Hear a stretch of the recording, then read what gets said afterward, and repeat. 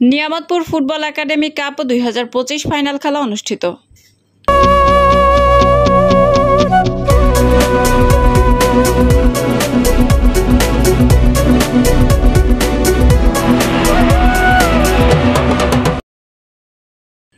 আসসালামু আলাইকুম। এডিপি বাংলার সংবাদে সবাইকে স্বাগত জানাচ্ছি। আমি সুমা আহমেদ। নিজস্ব প্রতিনিধি শেখ রুবেল আহমেদের পাঠানো তথ্যচিত্রে দেখুন বিস্তারিত। নওগাঁ জেলার নিয়ামতপুর উপজেলার নিয়ামতপুর ফুটবল একাডেমি কাপ 2025 অনুষ্ঠিত হয়েছে। সোমবার বিকেল 4 ঘটিকায় নিয়ামতপুর বহুমুখী মডেল উচ্চ বিদ্যালয় মাঠে 3 ভাই একাদশ বনাম এলিট ফুটবল একাদশ মধ্যকার ফাইনাল খেলা অনুষ্ঠিত হয়।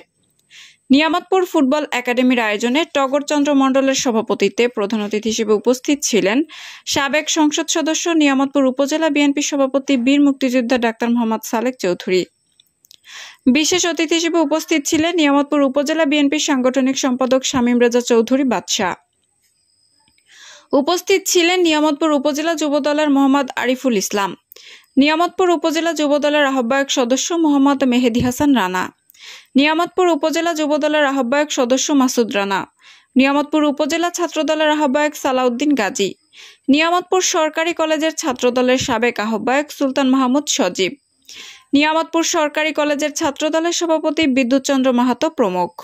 আজকের ফাইনাল খেলায় দুটি শক্তিশালী দল অংশগ্রহণ করেন। 3 ভাই একাদশ বনাম এলিট একাদশ। 3 ভাই একাদশকে 3-1 গোলে হারিয়ে চ্যাম্পিয়ন ট্রফি জিতে নেন এলিট একাদশ। এরপর বিজয়ীদের মাঝে পুরস্কার বিতরণ করা হয়। পুরস্কার বিতরণ শেষে সকলের উদ্দেশ্যে বক্তব্য রাখেন সাবেক সংসদ সদস্য বীর মুক্তিযোদ্ধা ডাক্তার সালেক চৌধুরী।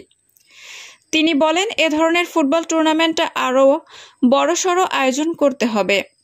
বর্তমান যুব সমাজ মোবাইলে আসক্ত হয়ে পড়েছে এবং তারা মাদক এবং ইয়াবার ছোবলে পড়ে জীবন ও সংসার ধ্বংস হয়ে যাচ্ছে।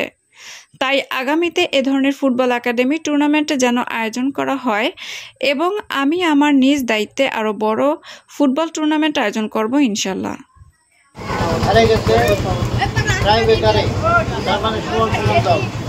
আশা করি ভবিষ্যতে এর থেকে আরো উন্নত মানের খেলার জন্য আয়োজন করা হয় এবং আমি নিজে ব্যক্তিগতভাবে আমার তাদেরকে সহায়তা করবো এবং আপনাদের জন্য ভালো খেলা হয়